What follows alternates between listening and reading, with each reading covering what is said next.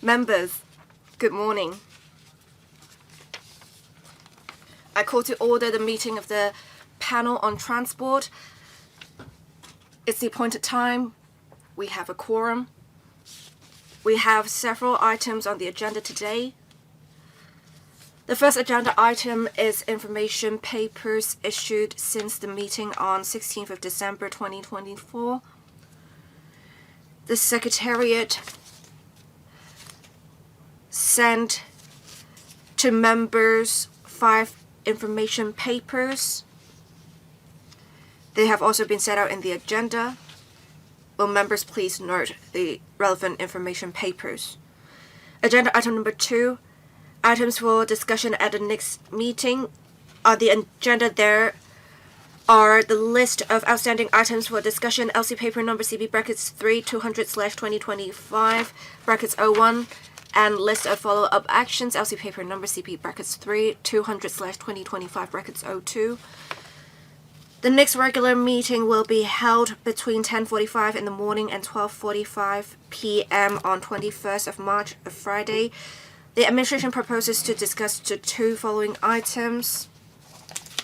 First, operating environment of public light bus trade and enhancement of public road facilities and beautification of street landscapes as the second item. If members have no objections or comments to make, we will discuss the 2 items at the next meeting. Members, the Deputy Chairman and I met with the administration on 11th of February to follow up on the items suggested by members at the meeting on 14th of January. The suggested items upon consolidation have been included in the list of outstanding items for discussion. If members have no other comments to make, we'll move on to the third agenda item. Fare increase application from Hong Kong Tramways Limited. Let's invite representatives of the administration and the Tramways Limited to come inside the conference room. The paper provided by the administration is LC paper number CB brackets 3 200/2025 brackets 03. We have in attendance Mr. Kirk Yip, Deputy Secretary for Transport and Logistics, as well as the other representatives from the TLB, Transport Department, and the EMSD. I won't go into details of names here. We have also Mr. Paul Trivaldi, Managing Director of the Hong Kong Tramways Limited, here today, and Mr. Sam Chan, Head of Finance and Procurement of the Hong Kong Tramways Limited. Welcome.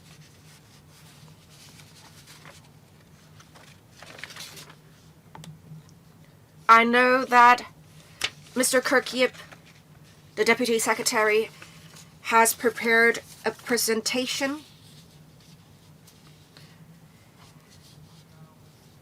in the point of a PowerPoint file. Members who would like to speak, please press the request to speak button. I'll assign a 4-minute time limit. Mr. Kirk Yip, when you're ready. Good morning, Chair and members. We will consult members on the fare increase application from Hong Kong Tramways Limited. The details are set out in the paper provided by the administration. The Tramways Limited will also brief members on their plans.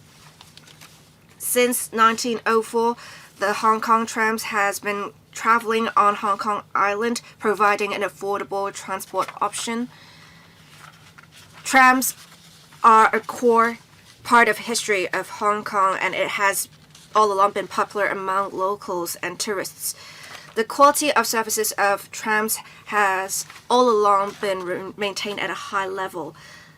We have a number of improvement projects implemented to continue to enhance the attractiveness of trams and to provide a comfortable service for passengers. With a lowering population on Hong Kong Island and competition from other transport options, we have seen less passengers taking trams, and we do expect a lowering of revenue of passenger fare and non-fare box revenue. Fluctuations will be seen, and The tram services are inflexible in the sense that the staff costs and operating costs would take up approximately 30% of the cost of Tramways Limited. In order to maintain financial viability, the Tramways Limited is proposing a fare increase application to continue to provide quality and stable tram services. As said in the paper, when assessing the application, the government will act as a gatekeeper. We will consider a number of factors, including the quality and quantity of tramway services and improvement projects, and the adjustments in fare, as well as the change in revenue in recent years, as well as public acceptance. We will listen to members' views carefully. After that, we will consult the Transport Advisory Committee and then make a recommendation to the Chief Executive in Council. I will now ask Mr. Paul Travade, Managing Director of Hong Kong Tramways Limited, to brief members on the operations of the Tramways Limited, and then we will listen to members.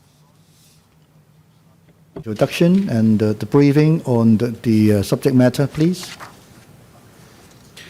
Dear Chairman, Honorable Legislative Council members, dear government representatives, I'm Paul Travade, Managing Director of Hong Kong Tramways. I'm here with Sam Chan, Head of Finance for Hong Kong Tramways.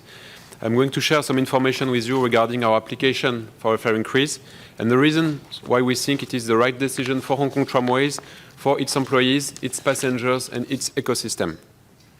This is not an easy decision, and I know that some of you have expressed concerns.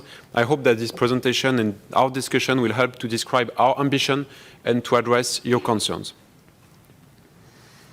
So you all know Hong Kong Tramways very well, so I will be very fast on this part of the presentation, but it is very important to note that besides being a part of the heritage of Hong Kong and a very famous landmark, it is still a very popular transportation means with around 140,000 passengers per day, which is extremely significant for a tram line according to international benchmarks. And we have a very positive satisfaction score and love from the public. Similarly, you are well aware that our business model has evolved over the years. As we obviously cannot extend the tram line, we have developed new activities and business lines besides transportations, using the tram brand as a platform. It contributes to sustaining the core activity and to expanding the outreach of the company, generating a positive dynamic.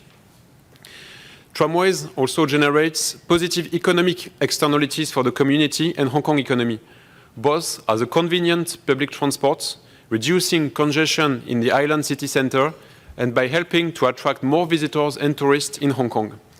This positive contribution to the Hong Kong economy is not measured, but it is real and it is significant. But Hong Kong Tramways is much more than a company running a commercial activity. Besides offering unforgettable memories to Hong Kong residents and visitors, as well as pleasant and relaxing journeys, Hong Kong Tramways also aims at generating a positive contribution to the community. Over the years, we have partners with many NGOs and local stakeholders, either offering tram tours for people in need or certain categories of population, or by letting them use our trams to increase their outreach, raise funds, or organize events. This positive contribution to the community is deeply rooted in tram's DNA. Having sustained for 120 years now, Ding Ding is very resilient. However, we also face significant challenges, 3 of them being prominent. The first challenge that we face is about the workforce. As you are fully aware of, the public transport is a very labor-intensive industry, and it is even more the case with tramways. Our activity is based on people. We have a very high level of internalization, and the salaries represent 70% of our overall costs, including investment. Our staff drive, repair, and build the trams in-house, and we have more than 500 loyal, dedicated, and skillful employees. However, we have been facing a long-term decreasing trend of our headcount, and at the same time, our workforce is aging. At the moment, 2/3 of our staff is aged 50 years old or more, and a significant share of them is aged above 60 years old. The situation is even more critical for technicians, who are very strategic as the trams are made in-house. The age pyramid is unfavorable, with a significant share of our technicians aged over 65. Besides, we have a lot of different expertise. We have mechanical fitters, electrical fitters, plumbers, welders, carpenters. All the skills are very different, and it takes a significant amount of time and experience to really master a technical position in Hong Kong Tramways Company. We have been working very hard over the past few years about this issue, as it represents a vital challenge for Hong Kong Tramways. If we cannot handle this challenge properly, the very existence of Ding Ding could be at stake. We have been working a lot on retaining and recruiting our staff, and I can develop our actions later if you wish. In particular, retention of the staff and reduction of the turnover really matters to us. But first and foremost, as the situation became critical in 2022, we decided to trigger significant salary increases for the frontline staff, as the salaries we offered at that time were below the market level and below the salaries offered by other companies for similar positions. This is the main reason why our operating expenses have increased over the recent period, as summarized in the paper. It was necessary, and we reinvested much more than the revenues generated by the previous fare increase in these salary increases. And I would like to emphasize that our employees fully deserve their salaries. However, if we are much closer to the market, to the labor market right now, following the market trends will also be challenging, as average annual salary increase rate in transportation sector is structurally well above the inflation, according to the official statistics. Our second challenge is the patronage, which has been structurally decreasing over the years. We don't expect ridership to reach pre-COVID levels due to new patterns, structural changes in the population structure and economic activities on Hong Kong Island. But similarly to the first challenge, we didn't remain idle. We acted in two main directions. The first one being to improve the passenger service and experience, for example, by installing a new electronic payment system or by upgrading the infrastructure and the trams to improve the quality of our transportation service. Our second direction has been to increase commercial revenues, as you encouraged us to do in the past. It worked successfully with almost 10 percentage points increase in commercial revenues from 2014 to 2024. In particular, we developed new tourism products, free ride days, and a lot of different revenue streams. However, this stream of revenues is by nature less stable and more volatile, and we already harvested the low-hanging fruits, meaning that finding new profitable ideas is more and more difficult year after year. Our third challenge is to maintain and modernize our unique system, which is designed and built in-house. It requires a significant level of expertise, effort, and investment to do so and keep operating trams after decades. It makes us very different from other transportation companies, which order vehicles and rolling stock from industrial suppliers. We manufacture our own vehicles and rolling stocks. As for the other challenges, we listed some actions undertaken in the recent period to modernize our system and keep it up and running, with a significant increase in investment both on the tram and the tram infrastructure. So in a nutshell, over the recent period, we have significantly invested in our staff and in our assets. It delivered results. We are stabilizing the situation in terms of headcount, and we are gradually consolidating our technical foundations. However, this has to be confirmed and this has to be amplified in the coming future. We have three main directions. Our first main direction is about our core business. We are a transportation company, and this is our primary mission on Hong Kong Island. For a transportation company, safety is key.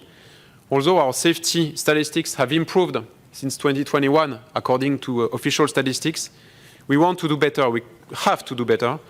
And for example, we will install cameras on the tram for safety purpose, for example, to have better investigation after accidents or better training of our tram drivers. And we will use our new smart Ding Ding system, which has been completed last month, to better monitor the speed of the drivers. Our passengers also expect a better passenger experience, which is the reason why we will release this year a tram app to communicate the next tram information to our passengers. Our second direction is to keep developing new activities and additional revenues. I can mention three examples. The first example is that we are installing at the moment digital screens with our advertising licensee on some tram shelters to further increase the advertising revenues from the tram shelters. Second direction, consistent with our DNA and with the Hong Kong government policy, is to accelerate on tourism. We are revamping our sightseeing tram, named the Tramoramic, and we are currently developing new tours. I can explain more later, but it is a strategic pillar for us, and we work more and more closely with the Hong Kong Tourism Board on this angle. Third point, leveraging on the success of this activity, we are going to design and build a new party tram with the aim to also use this new party tram for tourism-related activities. Our third direction is to keep modernizing our system. Most of these actions are invisible from the public, but in the coming years, we will have to renew key components of our system.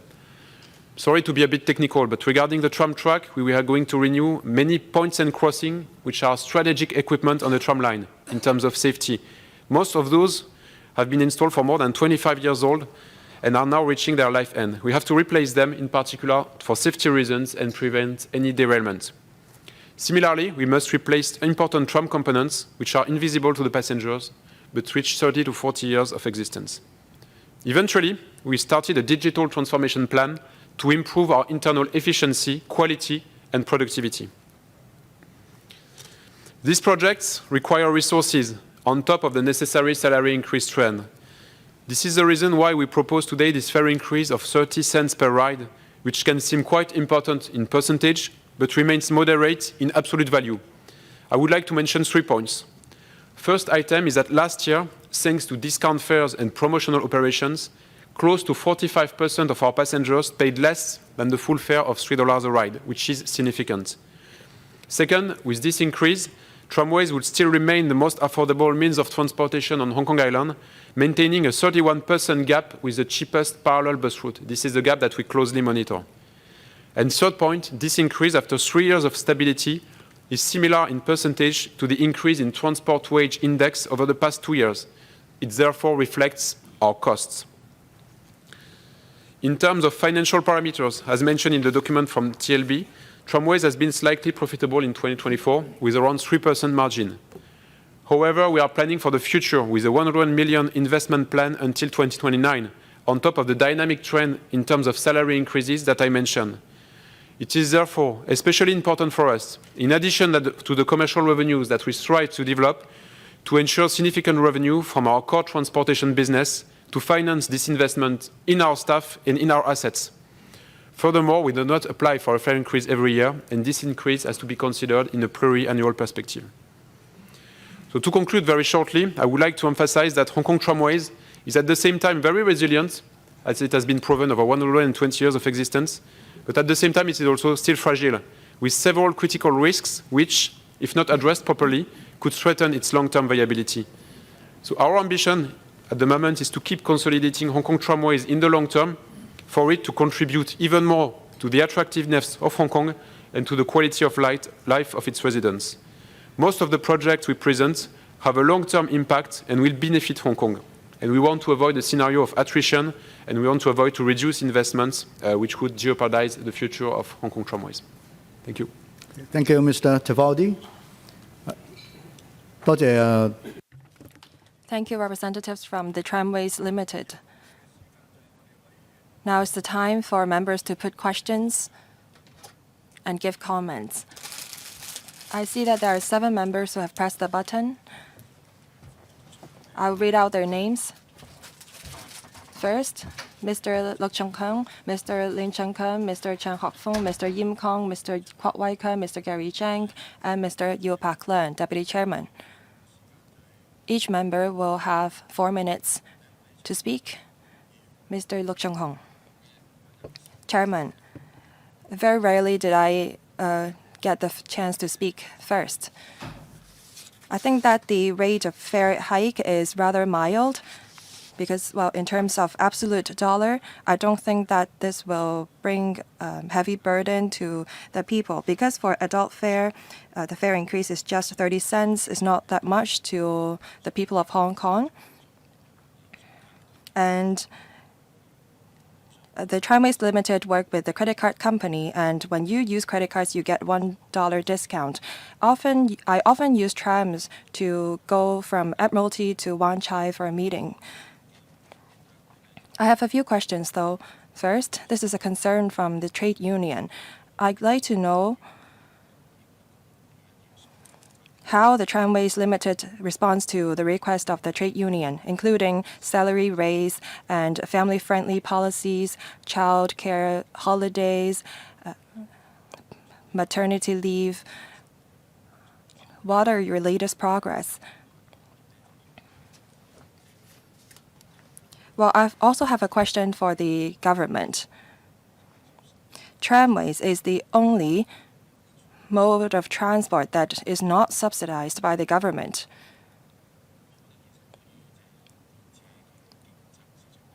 So I think that in terms of competition, this is not fair to the Tramways Limited.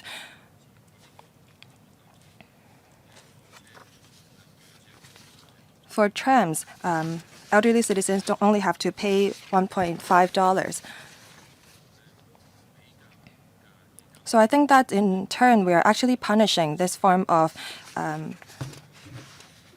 rather cheaper mode of transport. So I think that the government should give tramways a special scheme by subsidizing elderly citizens.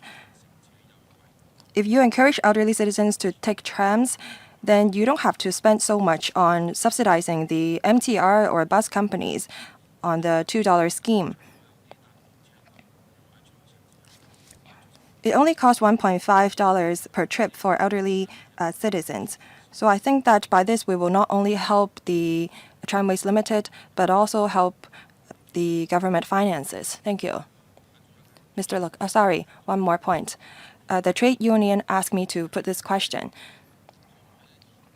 Can you extend the retirement age of motormen from 60 to 65 years old? Because, well, when you aged over 60, you don't have much welfare except the $2 scheme that you get. I think that they're still capable. Thank you. Well, there are two groups of questions. First, it has to do with the welfare and benefits for your staff, such as extending the retirement age. The second question is for the government. He asked if the government will subsidize the Tramway Limited. First, I'll ask the Deputy Secretary to take the second question, and then I will ask the Tramways Limited to answer the first question. That is, your welfare and benefits, as well as the remuneration that you offer to your staff and the working hours. Thank you. Deputy Secretary. Thank you, Chairman. I thank the member for his comment. For people aged over 65 years old, we will subsidize the gap between the adult fare and the elderly fare. Now, elderly citizens have to pay less than $2 when they take the tram. We take things from the safety perspective. We all along have support for the Tramway Limited. We helped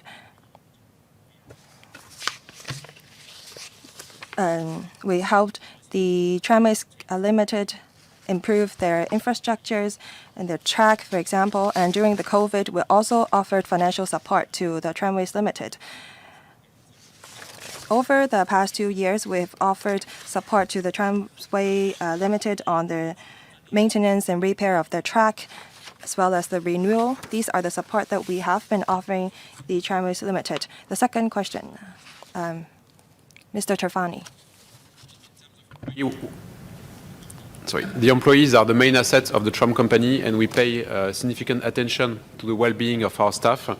And apart from the salaries, we increased the benefits over the past few years. For example, in 2024, we introduced 1 day of childcare leave for our staff. We also introduced a marriage leave, 3 days of full pay in case of a wedding. And in 2025, we just introduced a family care leave, 1 more day for each employee to take care of their family or in case of special events, unexpected events. We extended the paternity leave from 5 days, 80% pay to 10 days full pay. Also the maternity leave from 14 weeks, 80% pay to 18 weeks full pay. And I have other examples, similar examples. So we pay a significant attention to the well-being of our employees. Regarding the retirement age, actually we re-employ most of our staff after 60, except in case of a health issue. We have increased health control for the staff after 60, but generally speaking, we re-employ most of the drivers after 60. 好啊，咁下一位請李正強議員。 Next, Mr. Lee Cheng-kang. Thank you. I have been taking tram since I was a kid. People say that it's ding ding, but I think that is dong dong rather. The complaint rate is rather low, and the accident rate is also low for trams. So actually, they are delivering excellent service despite their low cost. The patronage has dropped after COVID. And for child, 10 cents increase, adults, 30 cents increase, elderly, 10 cents increase. I think that the increase is rather low, and you're being very restrained. But is the fare change enough? That's my concern, because the trams are limited to Hong Kong Island, and the population growth is rather slow on Hong Kong Island. And along the northern shore of Hong Kong Island, there are a lot of MTR stations. This is a structural problem, and this is difficult to change. You said that you will introduce a number of systems, information systems for the passengers, and you're replacing your tracks, increasing salary for your staff, catching up with inflation.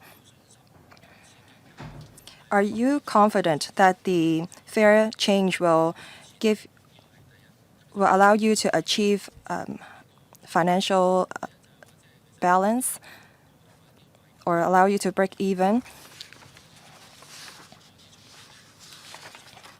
I see that you have revamped some of your trams for the free tram ride day, and you have also rebuilt some of your wooden trams into aluminum trams. Will you build a museum, for example, at the depot? We talk about tourism is everywhere in Hong Kong. If you build a museum, then we know more about the maintenance and repair of the trams. A lot of photographers take photos when the trams leave from the depot. So I think that you should let people know about your history. Maybe you should roll out Kernto Pokemon series of your trams.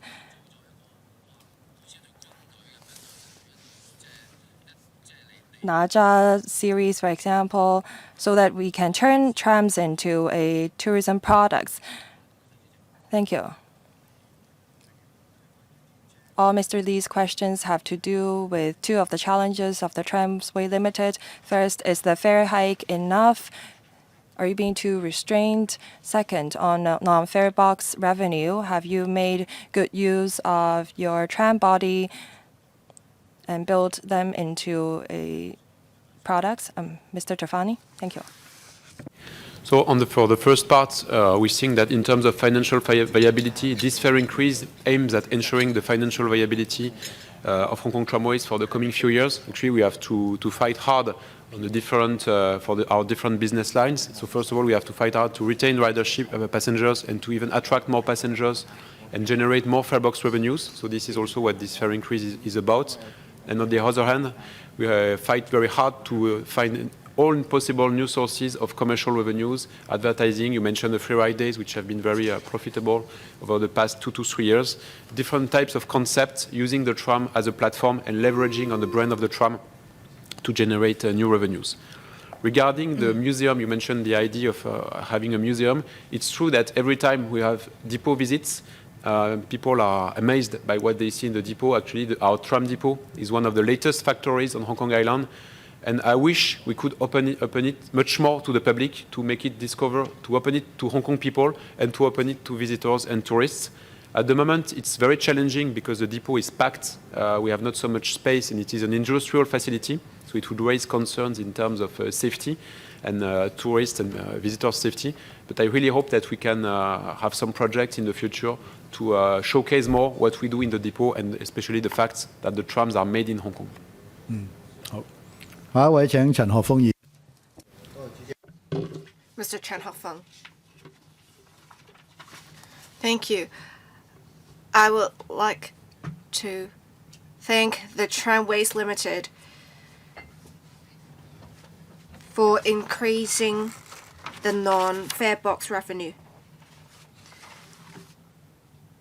Not many transport options could have a 48% commercial revenue, so I think they have done much. We have seen that stabilize the revenue of tramways in recent years.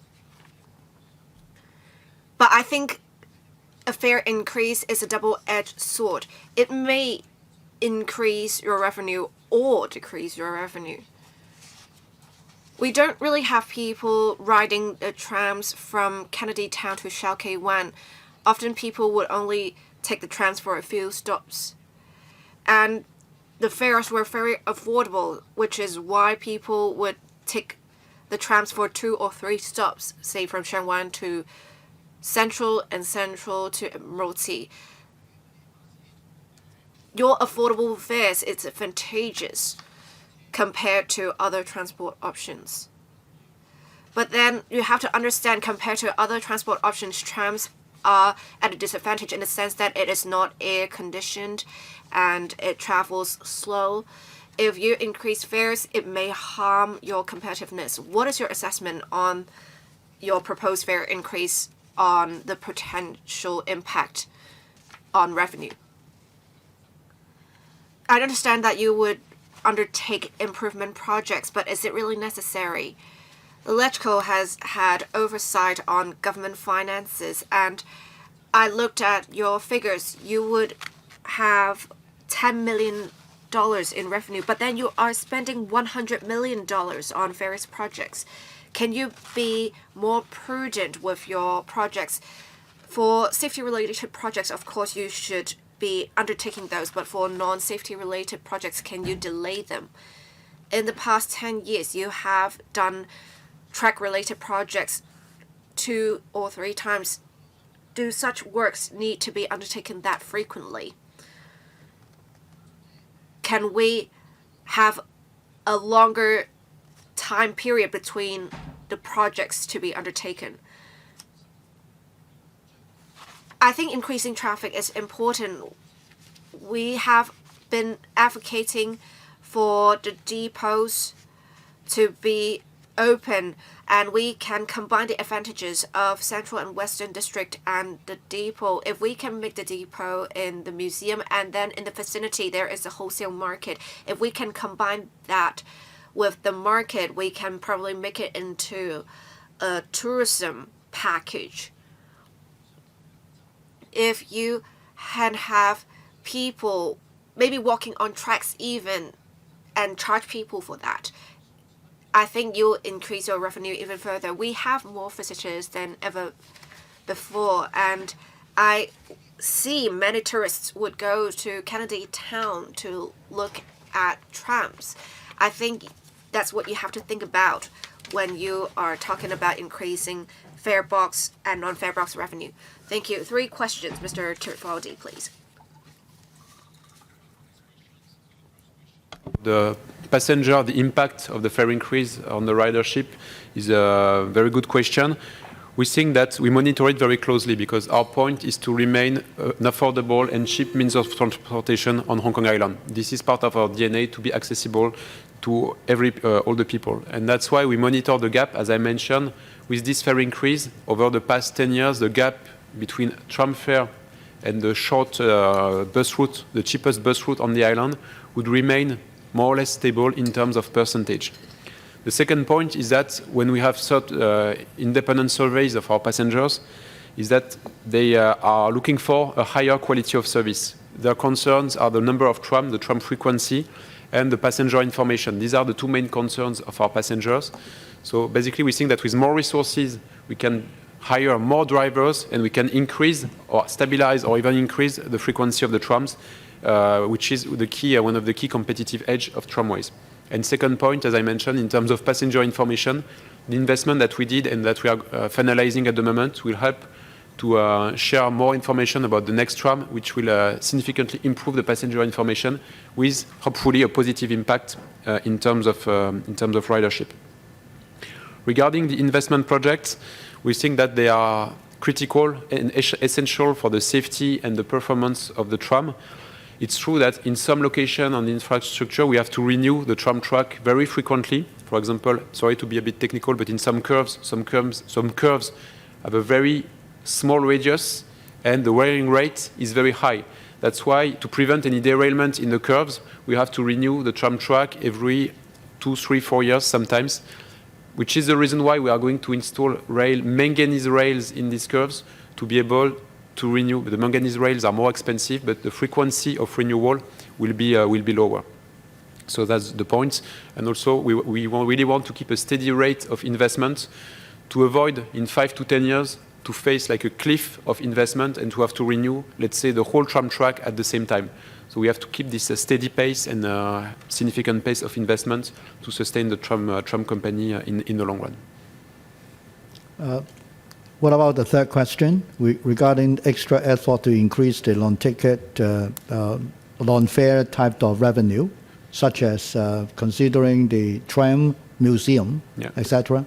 So the tram museum, as I mentioned, increasing the non-fare box revenue is very critical for us. We did a lot and we aim at doing even more.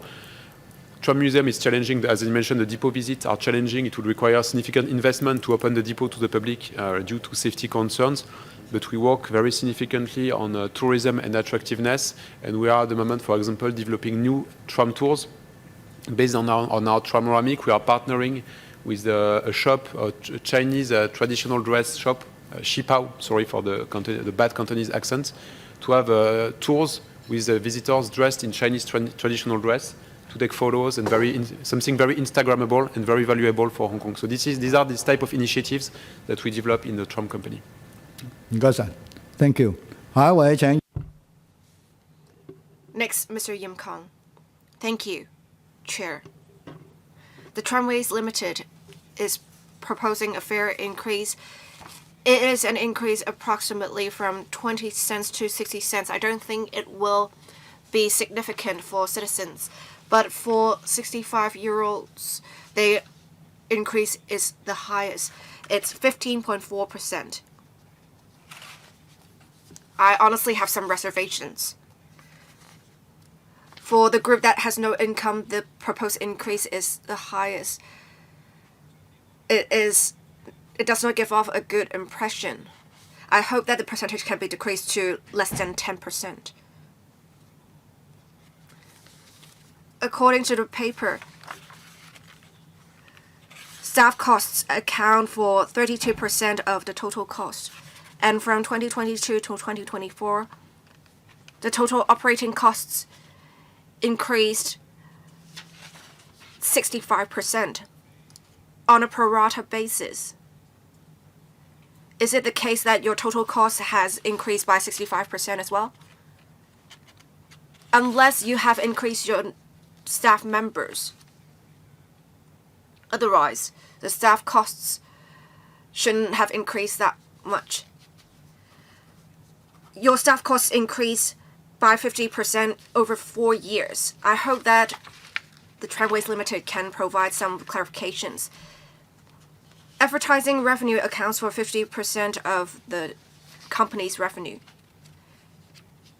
According to the paper, there is limited potential in increasing revenue. The Tramways Limited talked about having different services, specific routes, the tram-oramic tour, etc.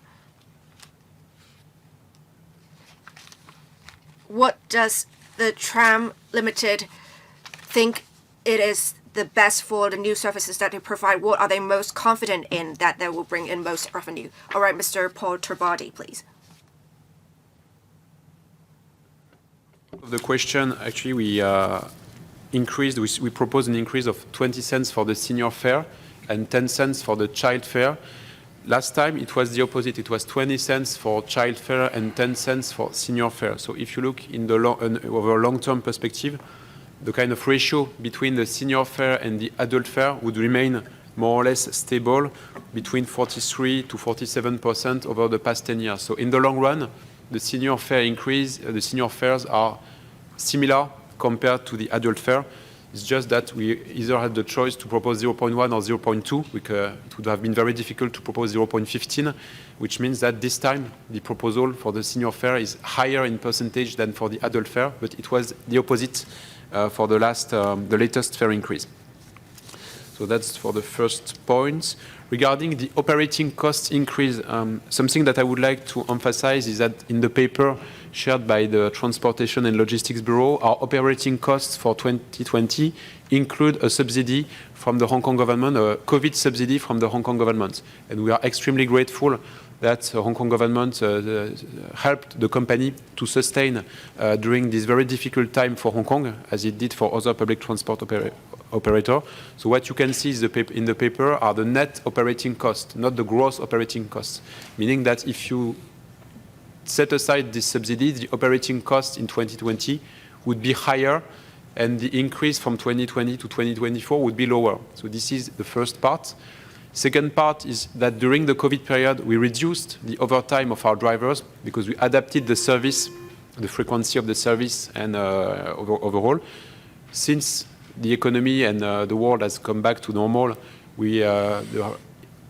overtime came back to the pre-COVID level. And the third component is that we significantly, as I mentioned, increased the salaries. But most of the impact, most of the 65% that you mentioned is due to the base effect, the reference effect for 2020, which takes into account the pre-COVID subsidy. And regarding our activity, we are the most confident in, as I mentioned, at the moment we work a lot on tourism-related activities, trying to develop tourism product and develop the connections regarding tourism, and we hope that it can generate significant increases in revenues in the coming years, even if it will require a lot of work. 好，主席，我都嚴議員有冇跟進？再次重申咧。 Have any follow-up questions? Again, as I said, the proposed increase in amount is not much, but it does not give off a good impression. I urge them to review this, especially for senior fare. Thank you. All right. Next, Mr. Gary Zhang. Thank you, Chair.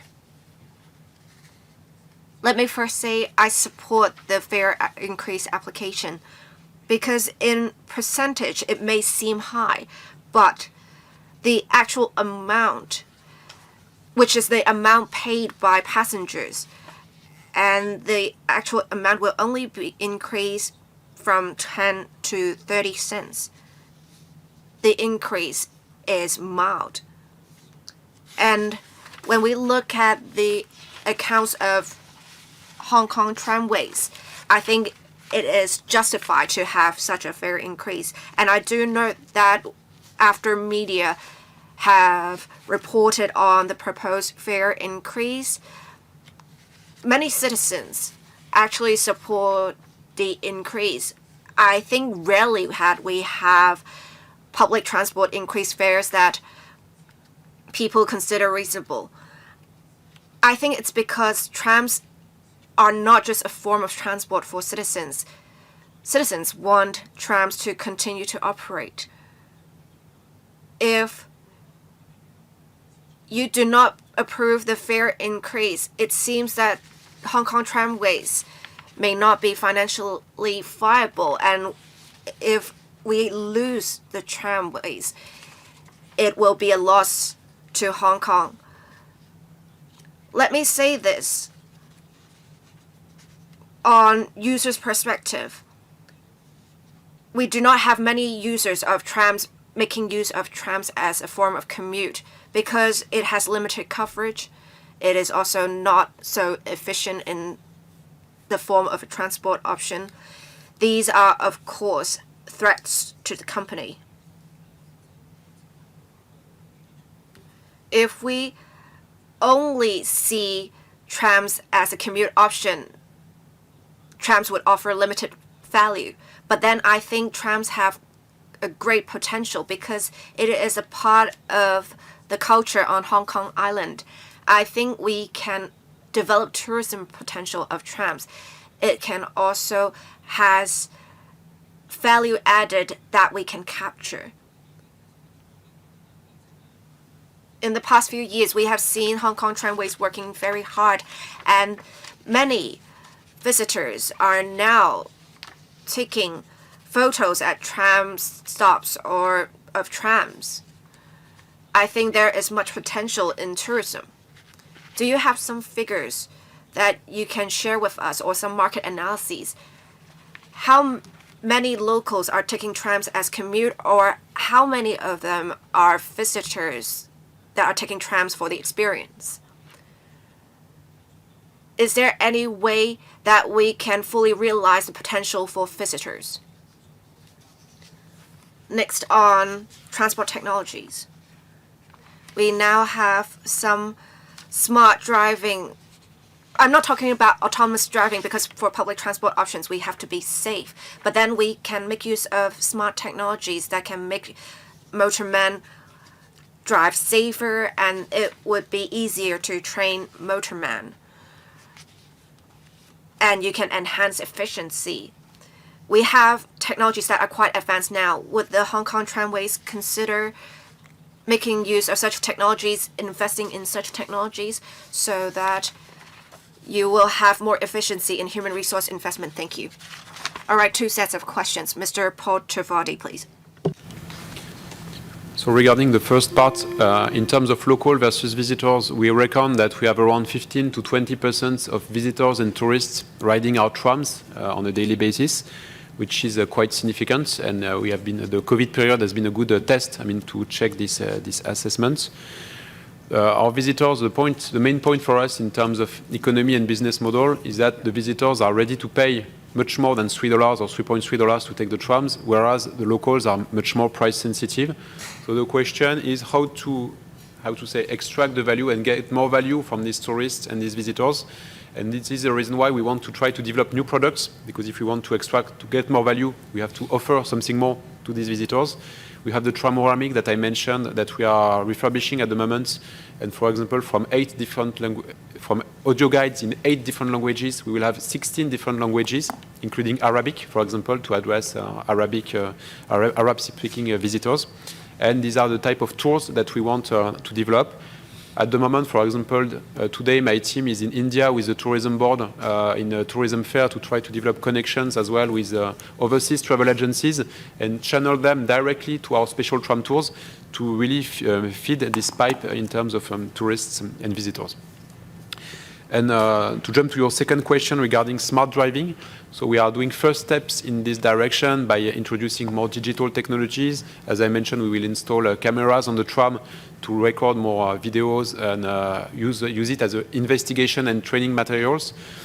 Regarding most advanced technologies, we had some tests. However, the difficulty would be to generalize this kind of technologies to 165 trams. Our fleet is quite large, and in terms of cost efficiency, it could still be very expensive compared to the benefits. So the return on investment has not been proven at the moment, but this is something that we closely monitor. 好，唔該晒。下一位請郭偉強議員。Mr. Kwok Wai-chuen. Thank you. I'm not a member of this panel. I thank Chairman for allowing me to speak. I was a electrical member of the Hong Kong Island in the last term. While the tram is a mode of transport with characters on the Hong Kong Island or the entire territory, the best way to conserve tram is to allow it to continue to operate.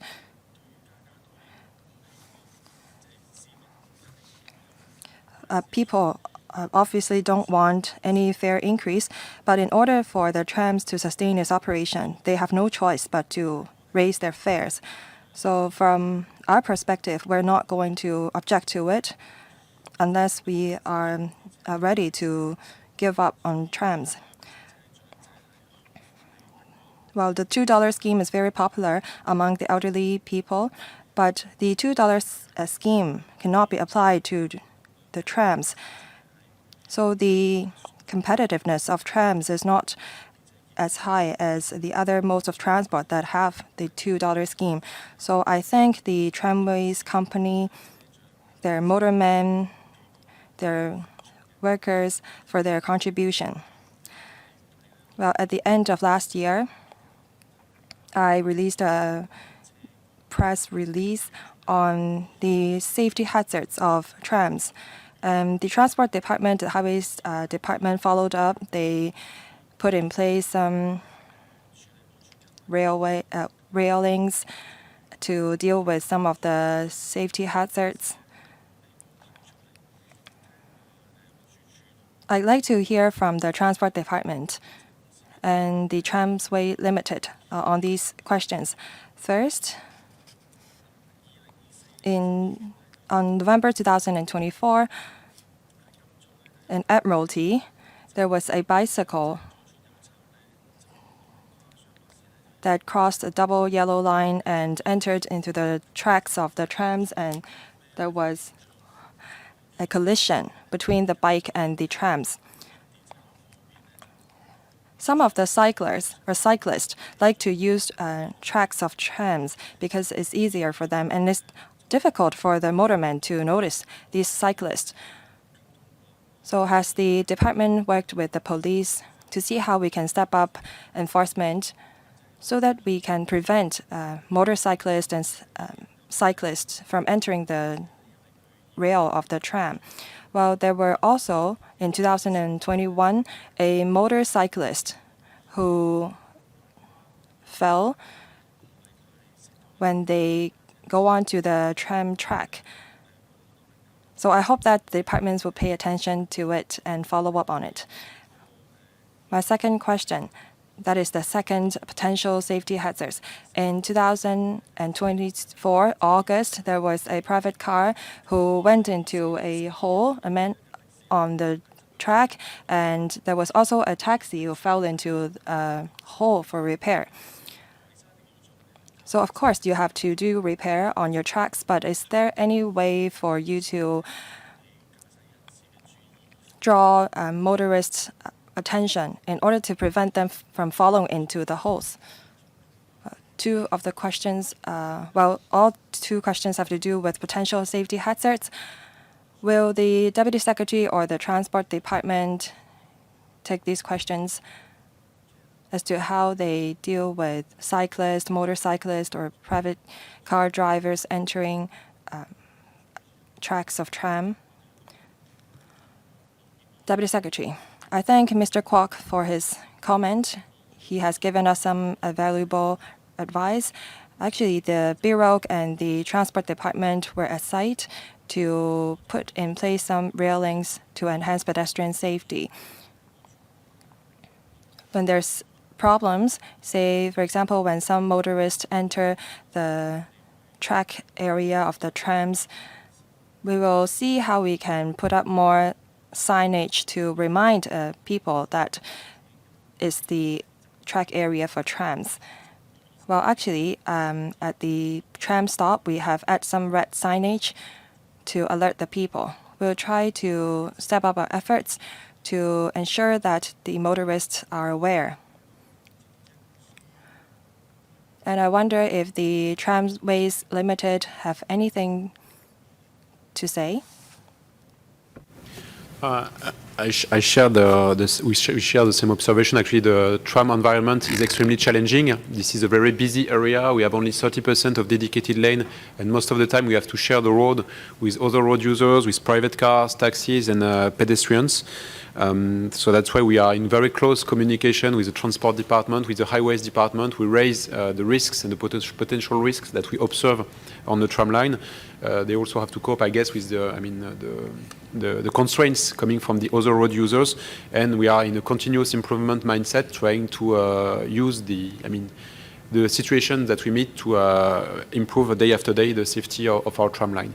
And we are working at the moment on a safety campaign that we would like to display on our trams to raise the awareness of pedestrians and of cyclists or motorcyclists about the trams, because sometimes trams have a friendly image, so people could think that trams are slow and are not so dangerous, but we have to raise a bit the awareness of the public about the risk of the tram and the fact that being on the tram lane can be dangerous.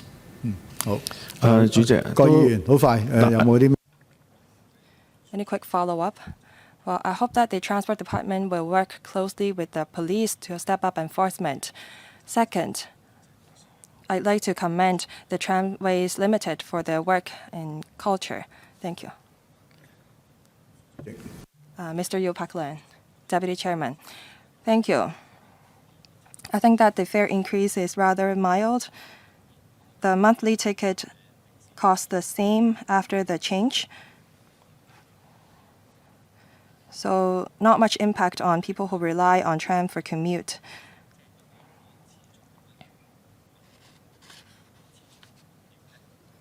I think that it's important for the trams to sustain its operation. It has 120 years of history. It's a living history. And it has, as mentioned, Hong Kong trams are built, repaired, and maintained in Hong Kong. So it's worth conserving, and as a part is just development. And I remember in May 2022, they applied for a fare increase. As mentioned by the representative of the Tramways Limited, even with the increase of visitors after COVID, the ratio between local and foreign visitors is some 10 to 20%. The percentage is not that high. But if the Tramways Limited only rely on advertising and fare, it's difficult for them to sustain. So from the policy perspective, because tramways have all the conditions to become a tourism spot, now trams as a mode of transport, is there any policy support for the company so that they can roll out more tourism-related products while its normal operations is not being undermined? This is my question for the government. I also have a question for the Tramways Limited. Now, approximately 57% of the revenue come from non-fare box income. And I see that the company is trying very hard to roll out various events such as free tram ride day, a tramoramic tour. I think that you should roll out more products and work with the tourism board and the tourism sector. You should step up collaboration with us so that we can attract more visitors taking the trams.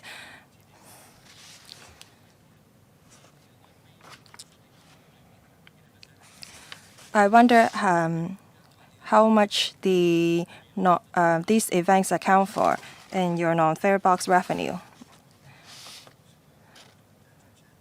First question, Deputy Secretary. Second, Tramways Limited, Mr. Trifaldi, please. Deputy Secretary. Thank you, Deputy Chairman, for the comment. In terms of our support for the Tramways Limited, as mentioned, we offer support on the safety operation and the enhancing the resilience of the system and the hardware of the trams. We help the company in the operation so that they have more room and flexibility in promoting non-fare box revenue. Just now you talked about how we can integrate trams and tourism. The Tramways Limited will talk to you about their collaboration with the tourism board. And the company also said that they are developing new markets such as the Middle East and India. They will also integrate qipao, a local culture, into their services. And they will try to roll out more products. When necessary, we will work with different departments to look into whether we can offer a better kind of tram services. Second, thank you. Mr. Trifaldi, please. Thank you. As has been mentioned, actually, in terms of tourism, we have to work on two sides. The first side being the supply, and the second side being the demand. So in terms of supply, it is about, as we mentioned, developing new products based on our trams, new types of tram tours, new packages for the tourists to live different experiences and, if possible, Instagrammable experiences in Hong Kong. And the second is to connect these packages and these products to the demand. And that's the reason why we work even more closely. We have been working over the past few months even more closely with the tourism board to come with them at international fairs for the travel agencies in the world to be aware of our tramoramic, of these tours. Because even if we create these new tours, if the awareness is not there, it's meaningless. We are also investing in the social media. For example, we have now an account on the Little Red Book, and we are also very intensively promoting tramways on Douyin, sorry for the accent, but the Chinese TikTok, through partnerships with key opinion leaders to create some buzz and some attractiveness on all the different markets which could attract visitors to our tourism products. And at the moment, tourism represents, the tourism dedicated parts represent a few % of our revenues, but we really hope that it can expand in the future. As actually, tramways is something unique in Hong Kong. You cannot find the ding-ding or similar ding-dings all over the world. So we really aim at leveraging on these unique features. 好，唔該晒。下一位請。Thank you. Mr. Yim Kong speaking for the second round. 3 minutes. Thank you. Chair, I would like to follow up on the schedule for automation of tram services. I want to ask the administration or the Tramways Limited if you have any plans for automation. What is the latest progress if you have? In mainland, in several cities, during Chinese New Year, we already had some autonomous taxis or smart taxis. If we can have smart trams or autonomous trams, we will have more passengers experience the service. I'll first ask Mr. Poltervadi to answer the question. If the Deputy Secretary would like to answer more, they can. But let me say this, trams are going along tracks. It should be easy to automate, but then we have very crowded traffic. That is a concern. Thank you, Mr. Poltervadi. It's our dream for engineers, but in the real life and in our very busy environment, it would be extremely challenging. As I mentioned, we operate in maybe one of the most dense environment in the world. There are many pedestrians crossing the line every time. Jaywalkers and even our stations are very narrow. So the question, if we had an autonomous tram, would be to calibrate the algorithm and for the algorithm to recognize when when a pedestrian is just a regular client and when the pedestrian is a danger. If the algorithm is too sensitive, it means that the tram would stop all the time and it would impact the performance. If the algorithm is not sensitive enough, it could be a concern in terms of safety. So at the moment, I'm not sure the technologies are ready yet to cope with these very constraining and challenging types of environment. But of course, this is something that we monitor. And maybe in the very long-term future, this could be one option for tramways based on the technologies developed in the mainland, for example. But at the moment, it's still very challenging. 下一位請葉劉淑儀。All right, thanks. Next, Mrs. Regina Ebb. I'll assign a 4-minute time limit for you. Thank you. I have a question for the Tramways Limited, again on revenue, as Mr. Yim asked. If they can have more non-fare box revenue, such as in advertising. As I asked before, many political parties like trams because they travel very slowly. If we put our photos on the trams, it can be very helpful for us. But the Tramways Limited said that they wouldn't put up political ads before. I want to ask what their stance is now. If it is not political, if it is just, say, NGOs trying to advertise their activities, would they allow for it? Thank you. I think Mr. Poltervadi can respond to the two questions. First, on your stance on ads, have you changed your criteria on political advertisements or NGO advertisements? Next, maybe the Deputy Secretary can also talk about your views on this. Mr. Tervadi, please.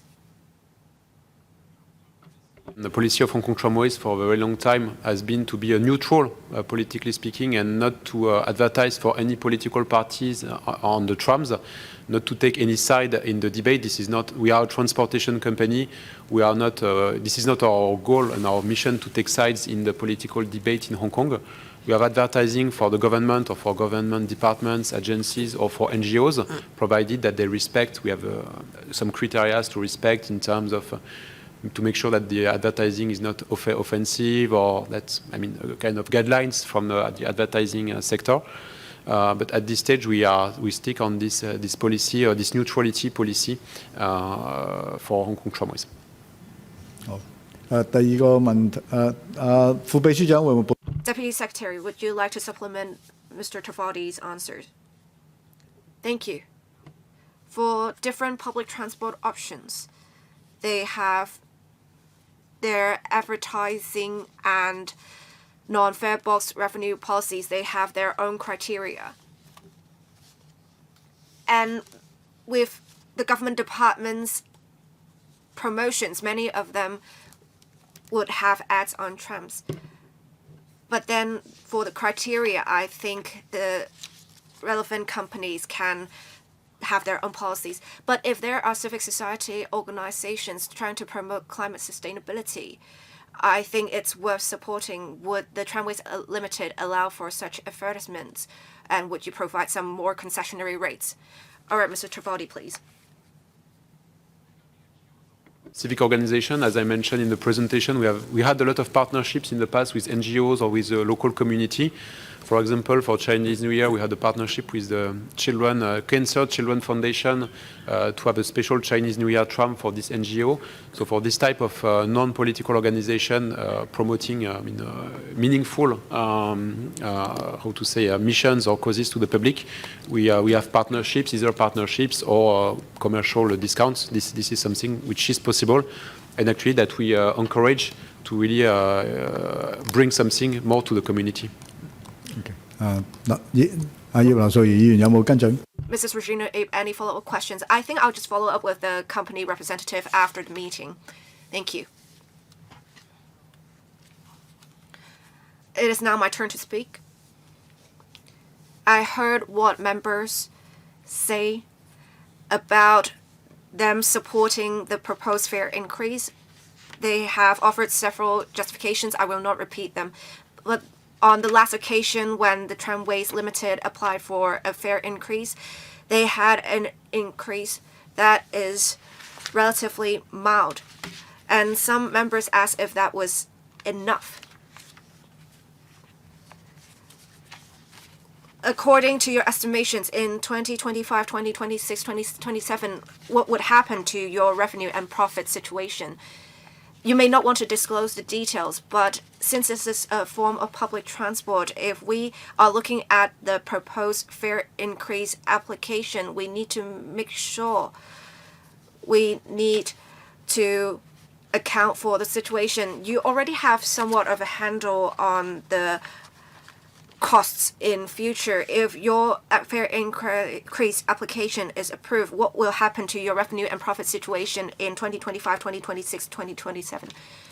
And I know that you have a 148.9% increase. You have included some ad revenue. If you do not have as much in revenue later, would you suffer a loss even with the increased fares, or would you be able to break even? Would you need to propose another fare increase very soon to cover the costs? Maybe Mr. Trivodi can answer the questions and the Deputy Secretary can supplement his answers. Mr. Trivodi, please. I'd like to mention that financial forecasts are very difficult to establish for our company as we navigate in a very complex environment. Our revenues depend on many external factors regarding the farebox revenue and ridership. It depends on the office vacancy rate on Hong Kong Island, the population of Hong Kong Island, inbound, outbound flows of visitors and local residents. On the other end, our commercial revenues depend on the economic context, the financial situation of corporate clients. So any reliable long-term forecast is challenging to establish and subject to many uncertainties. Our goal with this fare increase is for Tramways to maintain a minimal profit margin in the coming years, very slightly positive to be able to confidently invest both in our staff and in our assets and to maintain the activity in a positive dynamic. So this is, and to maintain this slight reasonable profits, given the current trend in salary increases in the transportation sectors, we have to leverage on all sources of revenue. So of course, non-fare box revenue, and we will keep working on this, but also the fare box revenues, which are the reason for this fare increase. 好，副秘書長可唔可以簡單回應啊？ Deputy Secretary, anything to supplement Mr. Trifaudi's answers? Indeed, in the long term, there are several factors that matter, including the population and competition from other public transport options. We know that for the fare box revenue, there is limited potential in increasing the number of passengers, so we would say that the fare box revenue would maintain more or less stable, but the trams have advantages. They have frequent trams on the northern shore of Hong Kong Island, and with more affordable fares, it should still be quite attractive to locals and visitors. We will maintain communication with Tramways Limited and monitor their operations. We hope that in terms of non-fare box revenue, they can earn more in order to maintain financial viability. All right. On the fare increase application from Hong Kong Tramways Limited, we have discussed this item for over an hour. We have had members ask questions and express their views. Most of them express that they understand there is a need for the fare increase, and there was general support for the proposed fare increase. I hope that after the administration has heard our views, after you have consulted other relevant stakeholders, you can make comprehensive analyses and reach a decision. This is the end of the discussion of this item. I would like to thank the representatives of the administration as well as the representatives of the Tramways Limited for coming here today. Thank you. Moving on to the next agenda item, upgrading and enhancement of pedestrian crossing facilities. The paper provided by the administration is CB brackets 3200/2025 brackets 04, and there is a background brief that is prepared by the Electrical Secretariat, LC paper number CB brackets 3200/2025 brackets 05. I will now ask the staff members to invite representatives of the administration to come inside the conference room. 咁我哋喺呢度咧就首先歡迎 First of all, I would like to welcome Mr. Liu Chensen, Undersecretary for Transport and Logistics, Ms. Cheng Sealing, Principal Assistant Secretary for Transport and Logistics, as well as representatives from the Transport Department. I will not read out the names one by one because they are already in the agenda.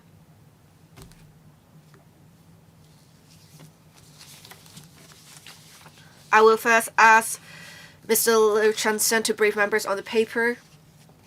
I understand that you will give a PowerPoint presentation as well. Mr. Liu Chensen, when you're ready, Undersecretary. Members who would like to speak, please press the request to speak button. I'll first assign a 4-minute time limit. Mr. Liu Chensen. Thank you, Chair, members. To enhance the accessibility of pedestrian crossing facilities, create a pedestrian-friendly environment, and promote walking as a sustainable mode of transportation, the government is committed to properly managing pedestrian crossing facilities and maintaining their effective operation. We have been attentive to the development of related technologies and the needs of users, considering the incorporation of appropriate new features when renewing devices to address the increasing traffic and pedestrian demands. We will brief members on 2 ongoing pedestrian crossing facility projects. 1, renewal of electronic audible traffic signals at signalized crossings, and 2, renewal of Belisha beacon at pedestrian crossing on public roads. The electronic audible traffic signals EATSs would help those with visual impairment to know what the traffic signal status is to help them cross safely. And the existing EATSs were installed starting from 2003, and most of the EATSs have been in continuous for over 20 years, exceeding their normal lifespan. The fault rate of these devices has been gradually increasing, necessitating a large-scale replacement. The Transport Department takes this opportunity of replacement of HATSs to incorporate new features to make it more convenient for persons with visual impairment and other citizens to use pedestrian crossings. On the Belician beacon, we have improved the design and we have tested out the new design. We can see that the new design would have a great effect in stopping vehicles from going to the crossings without taking note of the pedestrians. We have already received funding and we will make use of existing resources for the recurrent expenditure of the two projects. I will now ask the Transport Department colleague to give the PowerPoint presentation to brief members on the two ongoing projects, and then we'll take members' questions. Who's going to brief members on this? Mr. Fong. Thank you. 更新電子行人過路發聲裝置，簡稱發聲裝置，同埋更新黃波燈兩個部分嘅。我而家首先介紹發聲裝置嘅部分。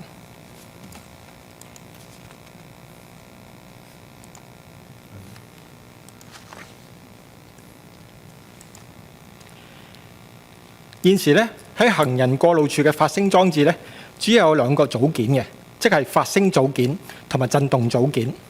而發聲組件同埋震動組件係會分別透過發出唔同嘅響號同埋震動模式咧，為視障人士提示行人燈號嘅狀態嘅。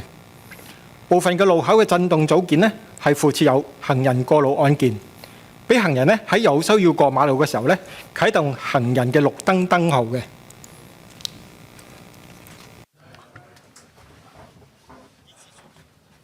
Currently, there are about 13,000 EATS.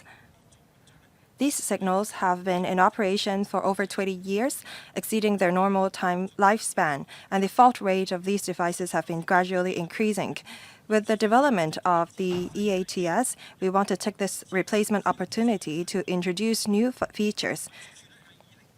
In 2021 between 2021 and 2023, we have a new generation EATS installed at 20 junctions.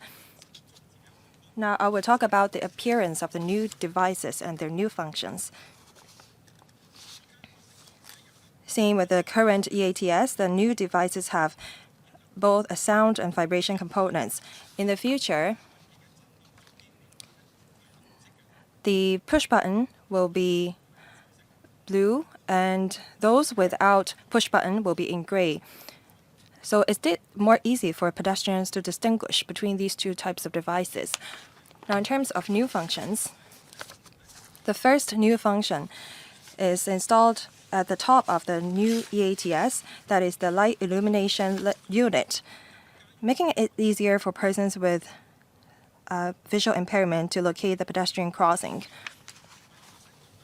The second new function is provided on the side of the EATS, that is a tactile map. It provides layout information of the vicinity of the pedestrian crossing to the visually impaired pedestrians, such as if there is an island, if there is any track or tram or light rail tracks, and where is the pedestrian crossing, for example. The third new function is the voice message of crossing location. By pressing the activation button located at the bottom, the device will read out the names of the nearby streets in Cantonese, Putonghua, and English to inform users of their location. This is a demonstration of the function.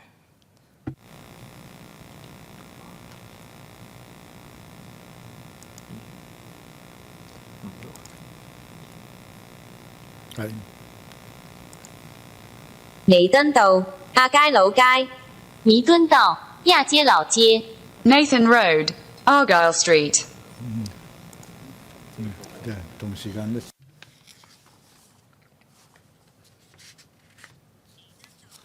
街老街、彌敦道、亞皆老街。Nathan Road, Argyle Street.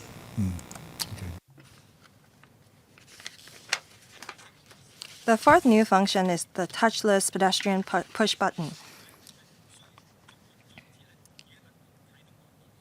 Pedestrians don't have to touch the device in order to activate the button. This is about how we can reduce hygiene concerns. 呢個就係 This is a demonstration.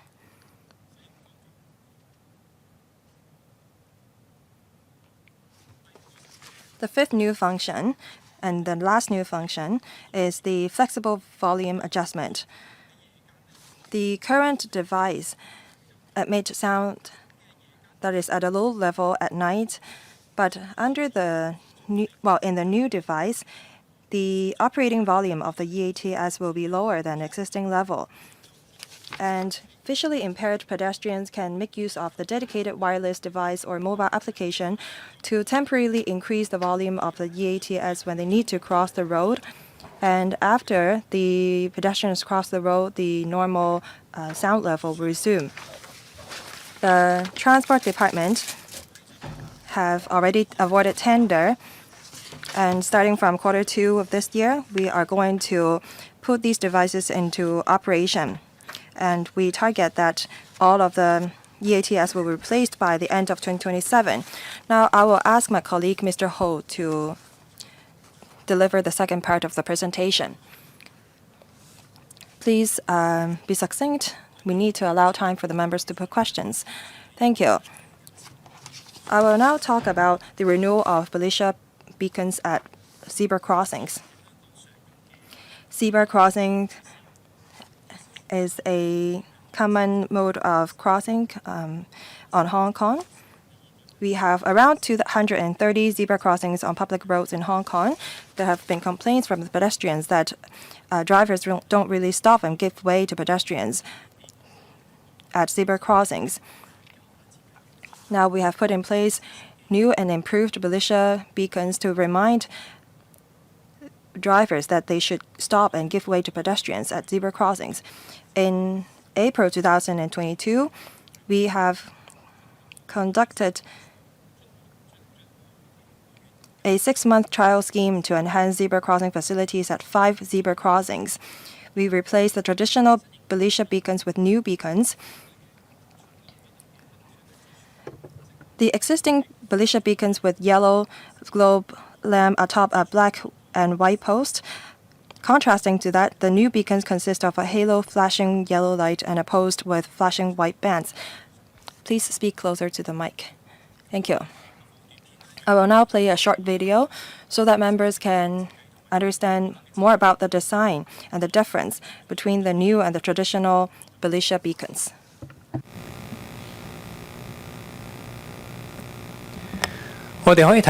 As we can see, the design of the new beacons is more bright and conspicuous.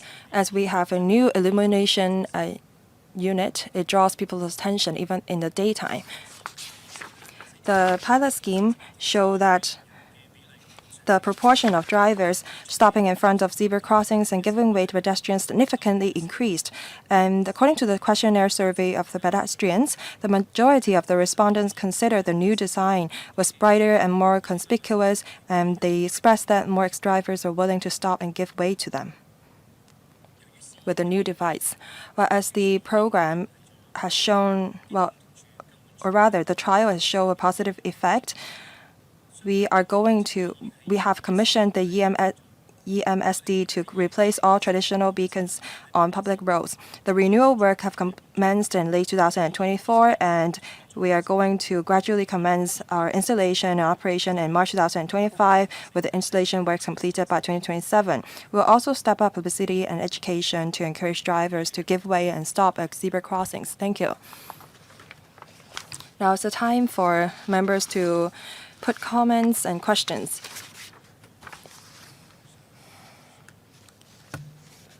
There are now 5 members who have pressed the button. They are Mr. Chan Pui-lai, Mr. Kenneth Lau, Mr. Chan Hok-fong, Mr. Yim Kong, and Mr. Bai Ko-tian. 4 minutes. Mr. Chan Pui-lan. Thank you.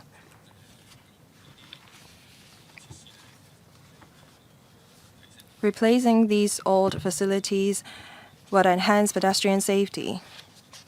I have two simple questions. First, on the EATS, it's great that you're replacing them and you are introducing new functions,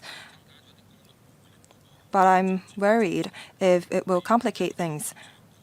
Say, for example, in terms of operation, we see that in a small device there are a few functions. Say at the bottom there is a button to emit sounds, and there is a flexible adjustment of volume. Say, for example, the flexible volume adjustment function.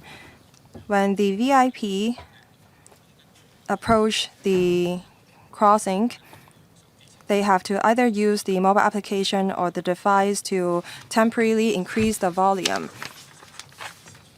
I wonder if the VIP can actually activate the mobile application on their phone. Is it practical? I think that the operation is rather complicated. Is there simpler ways for us to do it?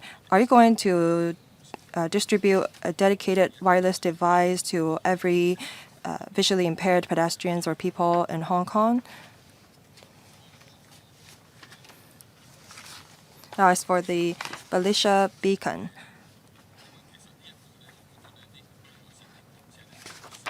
I think that whether or not drivers stop at zebra crossing depends on their attitude. So I support your stepping up publicity and education to inform the motorists that they should stop and give way to pedestrians at zebra crossings. Is it possible for us to install cameras at Belisha Beacon? Because if you have cameras there, then the drivers will be more alert. We will be able to see if the drivers actually drive past the zebra crossings when there's pedestrians there. Two sets of questions. Undersecretary. For the first question, I will ask the Transport Department to answer that. But as far as I understand, the Transport Department have been working with visually impaired groups on the EATS. Now, on the point on using camera to control traffic, it's not just about the Belisha beacon. We have a lot to consider. One of the most important concerns is privacy.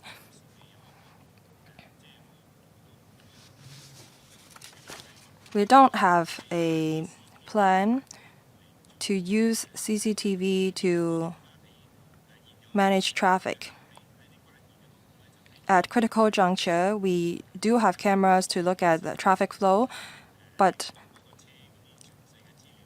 details of the car or the pedestrians will not be captured by these cameras. We don't have a plan to install CCTV or cameras on Belisha Beacon. Mr. Fong, who will take the question from the Transport Department? Mr. Ngao. Thank you for the question. Let me talk about the EATS.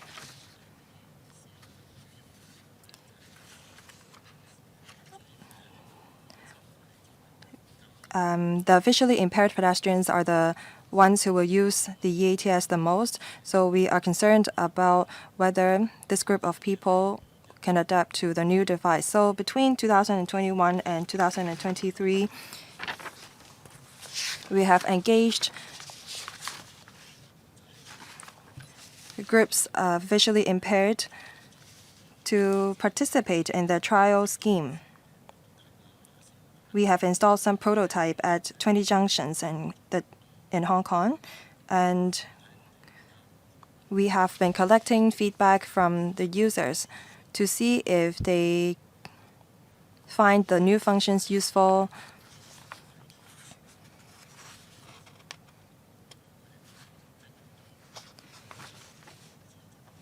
The visually impaired groups actually know how to use the devices and the functions. And we also have a wireless device This is the function that we introduced after talking to the visually impaired groups, because this is what they have been asking for. They want the volume of the ETTS to be raised during nighttime to help them cross the road.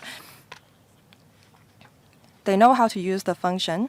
We are going to distribute a dedicated wireless device to them, and also in e-mobility, we are going to also add this new function. As far as I understand, we have over 10,000 of people who are blind in Hong Kong, and over half of them are aged over 60. They may not know how to use mobile application. That's why we are going to distribute the dedicated wireless device to them so that they can use it on the roads. 冇跟進。 Mr. Chen Pulung, any follow-up questions? What happens if the remotes are out of order? Will the Transport Department replace the devices? Thank you. We have communicated the relevant groups of visually impaired people. We would distribute a device to them for the first time. If they lose it or if it is out of order, they can go to the suppliers to have it replaced at their own cost. Otherwise, they can make use of the e-mobility app. Thank you. Mr. Kenneth Lau. We have now enhanced pedestrian crossing facilities. We have 2 ongoing pedestrian crossing facility projects, the renewal of EATSs and the renewal of Belisha Beacon at crossings. This will provide for a more accessible environment, therefore I would support the projects. I have some questions. In rural areas in new territories, we have had these projects tested in various other places, and they have talked about them. But in the new territories, rural areas, they never have such trials, and many elderly persons in the new territories, rural areas would need such features. Can you test out these functions in the rural areas of new territories? If you have such plans, can you enhance publicity and enhance awareness of residents so that they will know how to use such features? Thank you. Undersecretary, I'll ask a Transport Department colleague to answer the question. Is it Mr. Au? Yes. Thank you. Between 2021 and 2023, we chose certain locations that are frequented by people with visual impairment, or where the workshops are, or where the specific organizations are. At the next stage, for yellow box crossings, we will implement the feature that would include everywhere in Hong Kong. That means it would apply to new territories as well. Will you receive funding from the Financial Secretary because you're spending $95 million on the EATSs? The government is in a tight fiscal position, and the Financial Secretary has been saying that we should be prudent with our expenditure. Will this be taken forward, Undersecretary? We have already had the funding approved, and it is not for general works. This is replacement of existing infrastructure. So that is a part of non-recurrent expenditure under the general revenue account for machinery and equipment. And we would seek funding under the appropriation bill for the items. But of course, we want the funding to be spread over several years to lower the cost in a particular year. Thank you. Mr. Chen Hao-feng. Thank you. In recent years, we have tested different features. we had the new red light, and now we are renewing the EATSs and Belisha beacons. Do you have plans to enhance the signals and lampposts once and for all? Because it seems that you are enhancing the features bit by bit. Can you have more comprehensive planning for the signals like smart lampposts? You said that the EATSs are in operation for over 20 years and the fault rate is increasing. But I want to ask, what is happening right now, even with the fault rate rising? Is it possible for you to delay the project so that you can have like a complete overhaul of the lights and then you can replace it? How long will the service period be once you have replaced the signals? I want to say this for touchless features. I have some observations, like the electrical elevator.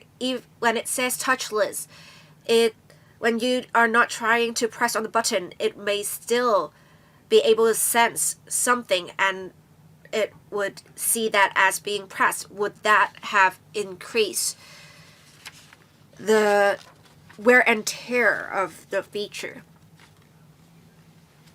Now for Belisha beacons, I note that in, say, Shanghai, at the zebra crossings, they would have the lights embedded underground. It actually makes people more aware of whether the signal is red or green. This works not only for pedestrians but also for drivers. So would you consider, instead of Belisha beacons, you could have something similar, like what is in the mainland? Thank you, Undersecretary. I will answer the first question, and for the second to fourth questions, they are more technical. I'll let the Transport Department colleague answer the questions. We have tried to have smart lampposts, and not just for traffic signals, in different areas of Hong Kong. We have tried to incorporate different features, such as some EPD's features to monitor air quality. The ITIB is responsible for coordination of such. The Transport Department does take advantage of some of the features, but it would require interdepartmental coordination to see where more smart lampposts have to be installed. I understand in new development areas they have the infrastructure for that. In older areas, it may be harder to install the smart lampposts. Thank you. There are 4 other questions: the fault rate, the service period, the touchless feature, as well as having embedded lights on crossings. Thank you. I will first answer the question on the fault rate of EATSs. In 2015, when they were still at their prime, we had 130 fault reports in a year. That is, what do you mean, like number of cases, or 130 incidences? It's 130 incidences. How many lights do you have in total? 13,000. And then we see fault rate climbing.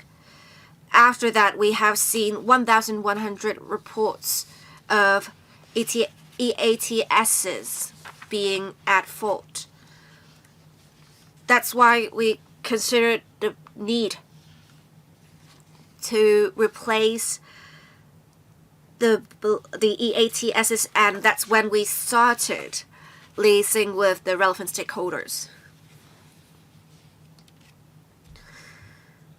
With EATSs, we have some features, say the emission of red light onto the ground. We also have audio messages being played. We want to have EATSs that can accommodate different types of functions so that we don't need different signals for different junctions or crossings. If we have crossings where there are a lot of vehicle and pedestrian collisions, we would set up the red lights. If there are no crossings at all, we wouldn't even put in place the EATS that would have audio messages played. So that was how we chose to install different signals. Between 2021 and 2023, we used the touchless features, and we haven't seen their being at fault. The touchless function can actually be adjusted. We can set a distance for activating the green signal. We have set it at a distance where when people really want to cross, when they put the hand near the signal, then this feature will be activated. We haven't really seen much accidental activations so far. As for whether we can embed lights under crossings instead of making use of belicher beacons, there are different considerations. Say if we have the lights embedded, it may cause that vehicles that come after the first vehicle not being able to see what is on the ground. And we have quite busy traffic in Hong Kong. If we embed the lights underground, it may be hard to maintain the lights because we will need to make sure to divert traffic in the area with such busy traffic in Hong Kong. So we think belicher beacons that will be more appropriate for Hong Kong. Mr. Mr. Yim Kong, can Mr. Michael Tian speak first? All right. Mr. Michael Tian, well, we have had some very lively discussions for 6 hours. Let's have no hard feelings. Let me say this. I haven't really had much communication with the group. And in 2021, some representatives of those with intellectual disability came to me for some advice. For those with intellectual disabilities, it is a difficult decision, and if you have the volume at a really high level, it can affect residents. For those with intellectual disability, they need to make sure the sounds are at an appropriate distance so that people can listen to it without thinking about it as a nuisance. And back then, the government made use of the Bluetooth technology. For some reason, the feature could not really be implemented. That's why they have made use of the radio frequency identification technology instead. The government wanted to go on with the Bluetooth system, so they continued tinkering, and I have recently received an expression of gratitude from those organizations with intellectual disabilities, because I heard that apparently they have tweaked the Bluetooth system to work like the RFID system, and the volume can be adjusted at different times. I'm very happy to hear that. But let me share with you something in Denmark. The area of Denmark is 20 times larger, and they only have 8,000 of such signals. We have 13,000 of such signals. Why do we have such a high number of signals for such a small place? Actually, can you work with Ms. Rosanna Law to promote tourism in Hong Kong so that they know for visually impaired people in different parts of the world, Hong Kong is the most barrier-free city. We're finally first in something. That is just a suggestion. All right? Undersecretary, it is a suggestion. Any reply? 非常寶。 I thank Mr. Tian for his compliment, and he has given us a great suggestion. We'll talk to the tourism related bureaus, the CSTB, Mr. Yim Kong. I have a question about the Belisha beacon. Under the traditional Belisha beacon, does the department have any statistics on the number of traffic accidents that arise from the lack of brightness in the existing Belisha beacons? How many traffic accidents between pedestrians and vehicles arise because of the dim Belisha beacons?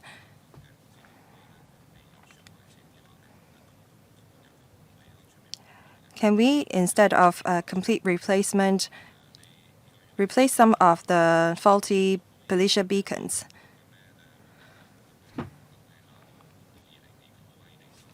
If we do that, then we can completely replace all the Belisha beacons by 2029 and save some money.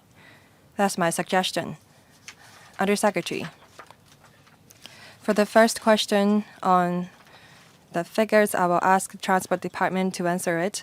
On the point about saving money, as we are trying to replace the Belisha beacons, we can save cost only if we replace them in one go.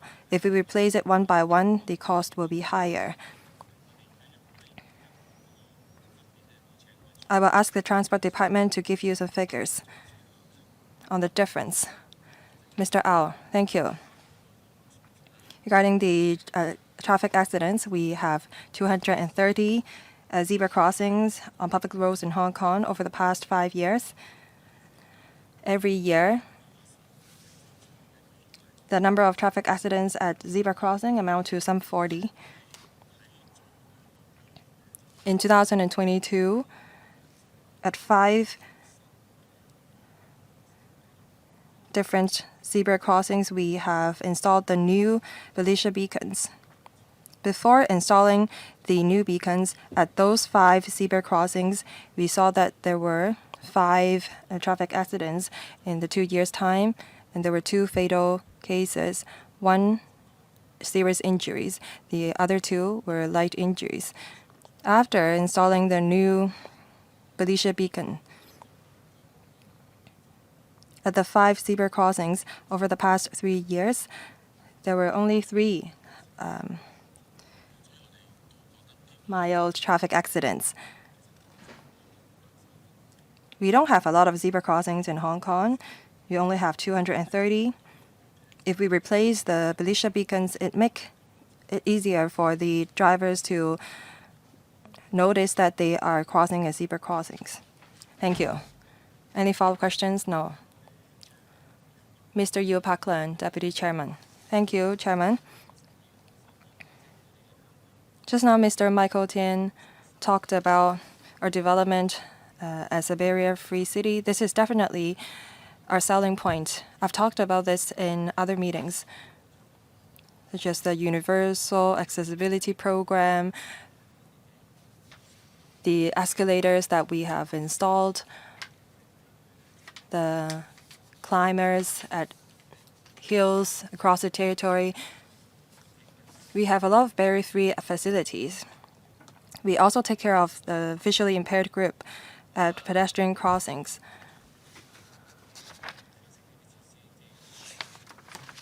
As these facilities have been in use for some years, so I support the replacement. I just have a very simple question on the touchless pedestrian push button. I see that some tourists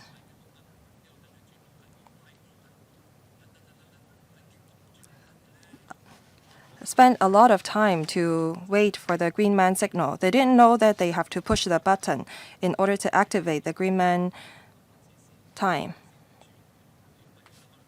before they can cross the road. I have some similar experience. After installing the new devices, can you put up clearer signage? Second,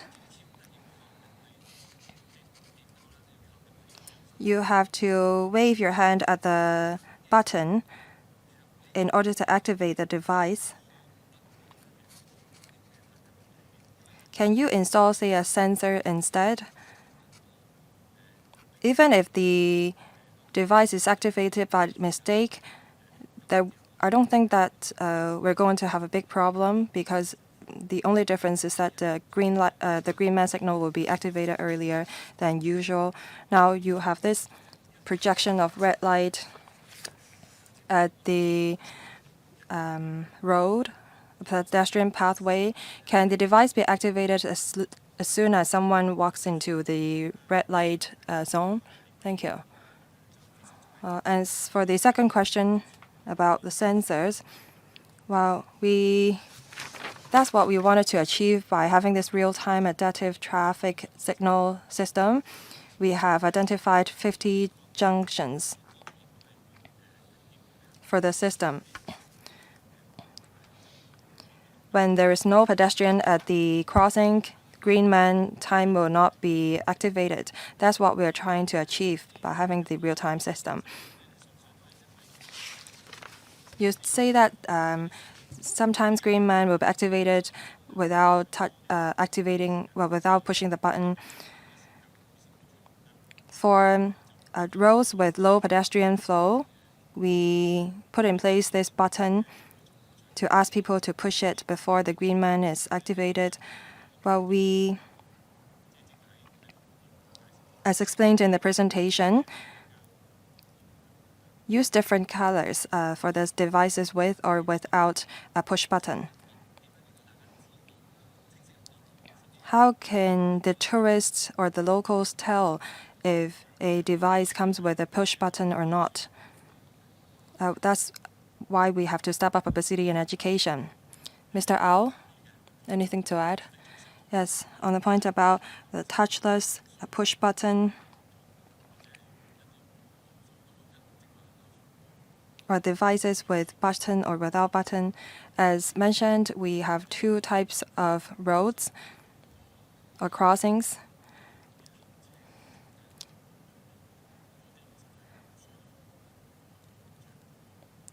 For some crossings, the green man will be activated without pedestrian pushing any button. In the new EATS, this type of crossings will have the gray EATS installed so that pedestrians don't have to push any button before a green man is activated. For crossings with track of trams and without a high pedestrian flow, we'll arrange for a EATS with a push button. After the pedestrians have pushed the button, then the green light will be activated. When there's no pedestrians, then the time will be given for pedestrians to avoid congestion. Thank you. Next, Mr. Luk Chung Hong. You haven't turned on your microphone? Thank you. Chairman.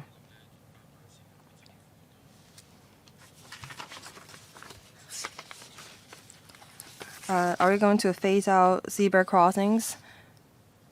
We don't see that many zebra crossings at new development areas. Now the government is proposing a new Valencia beacon. I think that's a great thing. But I noticed that drivers don't really stop and give way to pedestrians at zebra crossings. I've seen drivers accelerating when they see pedestrians crossing the road. Have you carried out any enforcement action?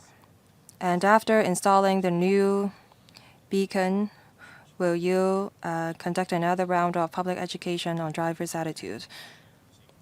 Undersecretary, well, I will ask the Transport Department to talk about some of the details and the numbers. Thank you.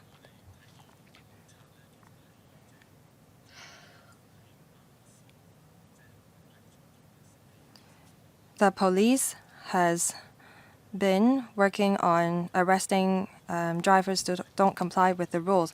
Since 2020, there were 437 cases, 2021, 568, 2022, 780, 2023, 737 cases, and in 2024, there were 811 cases of prosecutions.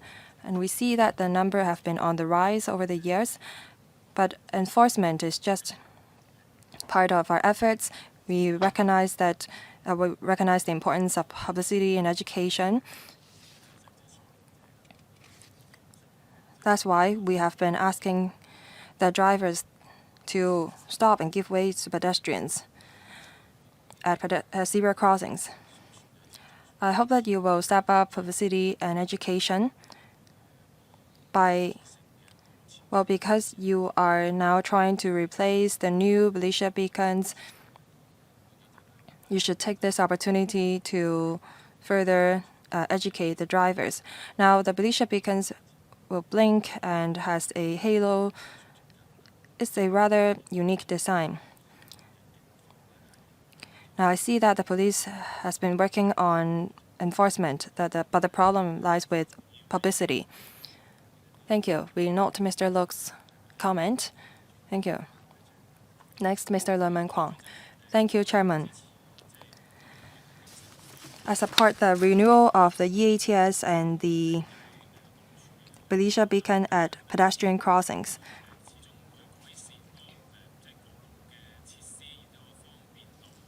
By improving the pedestrian crossing facility, people can cross the road more easily and safely.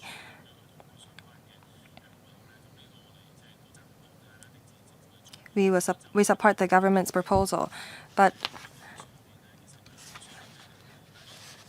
on militia beacon, as I said, I support the renewal.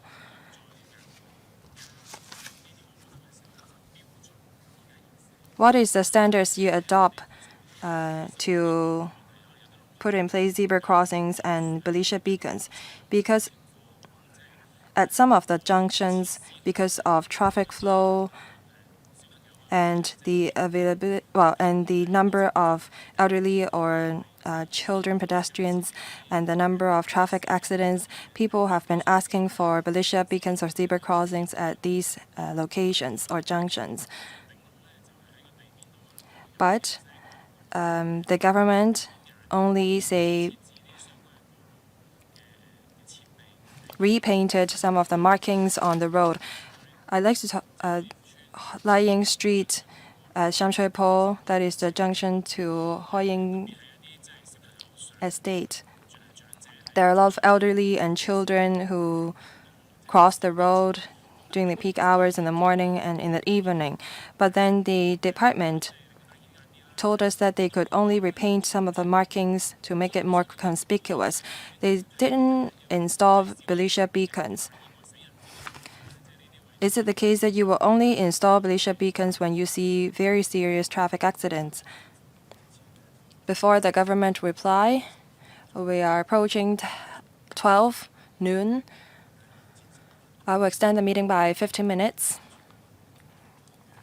I think that we can deal with the next item before that. Thank you. Undersecretary. Mr. Leung, I think he was talking about putting in place pedestrian crossing. Because for whenever there is zebra crossing, there is a Belisha beacon. I think that the member is asking if we can add a zebra crossings at the road that he mentioned. I will ask the Transport Department to talk about in what cases will zebra crossings be provided for at a location. The Transport Department, who will take the question? Mr. Wu, thank you. We have different pedestrian crossings in Hong Kong. We have at-grade pedestrian crossings, such as signalized crossings, zebra crossings, so on and so forth. When we decide on what kind of pedestrian crossings to provide, we look at the road conditions, the traffic flow, pedestrian flow, the speed limit, and other restrictions. For crossings that are not as busy, we are going to provide for a zebra crossing. For the location that you just mentioned,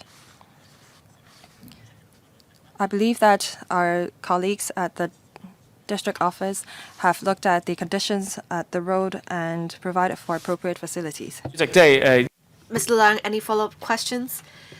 I have been communicating with frontline officers on this. They did cite similar justifications. But I think the problem is with repainting of the crossings. It has not made the crossing safer. I hope the relevant colleagues can review the case again. All right? It's now my time to speak.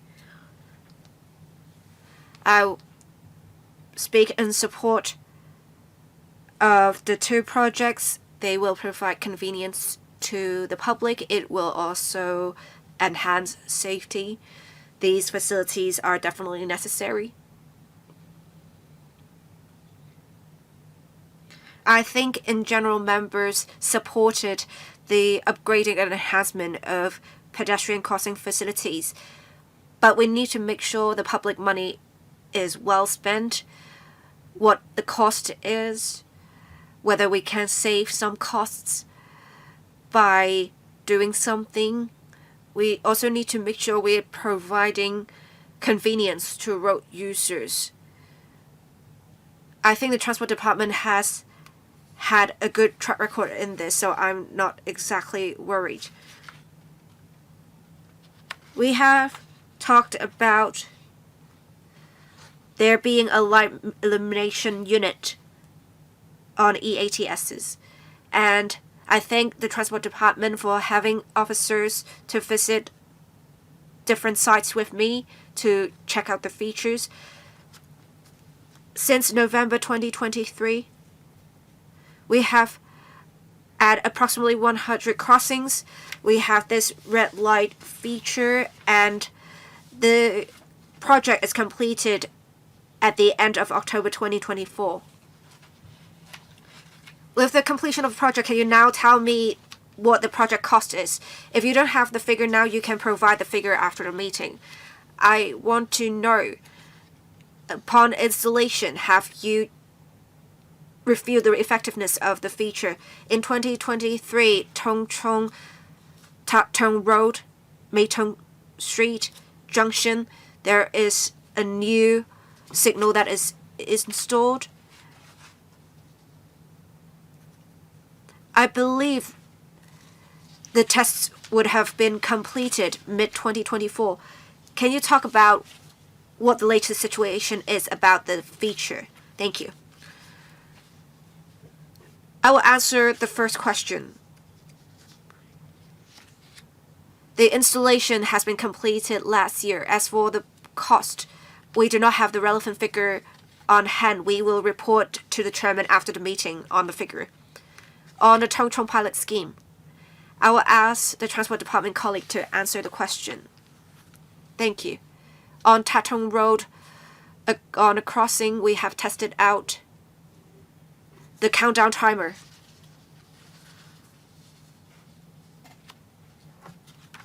And we have seen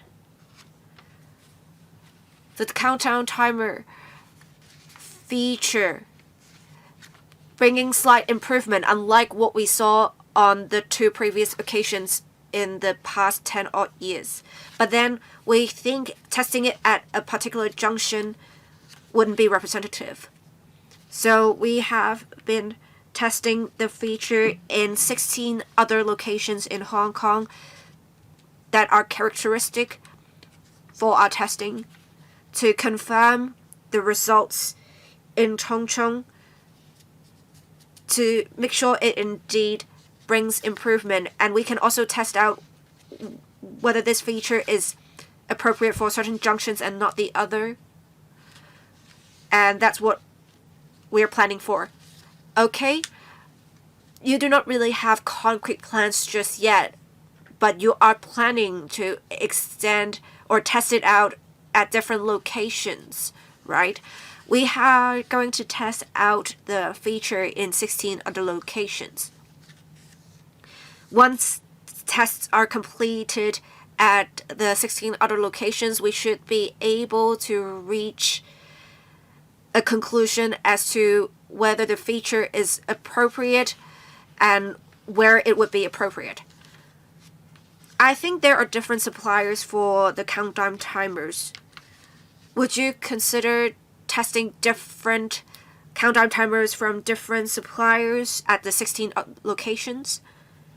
We are mainly testing the function. We do not have a specific supplier in mind. For the 16 locations, we have 4 locations that would have an added function. In Tung Chung, we have the green man signal countdown timer. For 4 out of the 16 other locations, apart from having the green man timer, we would also test out the red man signal countdown timer, so that those waiting to cross the road, they will know how long they would have to wait before the light turns green. And that would provide some sort of certainty to road users. So that's what we're planning for. Okay, for this item, upgrading and enhancement of pedestrian crossing facilities, we have completed the discussion. Before we go into the next agenda item, I would like to thank the TLB and Transport Department representatives for attending the meeting and responding appropriately to members' views. The next agenda item is any other business. If there's no other business, meeting adjourned. Thank you.